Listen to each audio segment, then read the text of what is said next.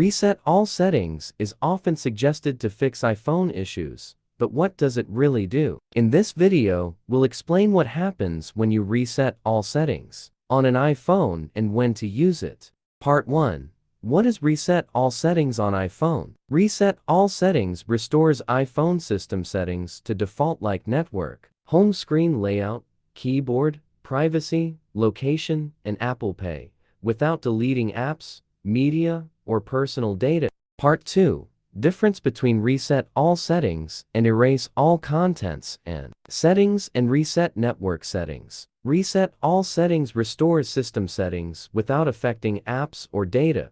Erase All Content and Settings deletes everything, returning the iPhone to factory state. Reset Network Settings restores all network options to default, deleting saved Wi-Fi and passwords. Use it for connection issues. Settings General Reset Network Settings.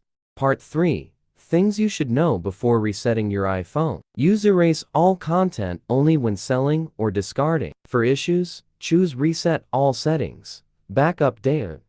Note important settings and reconfigure privacy after reset. If it takes over 10 minutes, the device may have a problem. Part 4. How to reset all settings on iPhone. Open Settings General Reset. Select Reset All Settings and confirm. Wait up to 10 minutes for all settings, including Wi-Fi and network, to be erased. Part 5. Reset all settings on iPhone with iOS System Recovery. Besides the built-in options on your iPhone, you can also use iOS System Recovery. This tool provides several features to fix issues on both iOS and iPadOS. Step 1.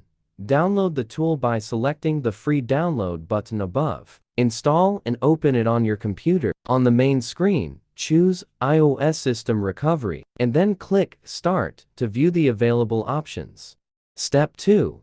Use a USB cable to connect your iPhone to the computer. Select one of the two repair modes and click Confirm to continue. Step 3.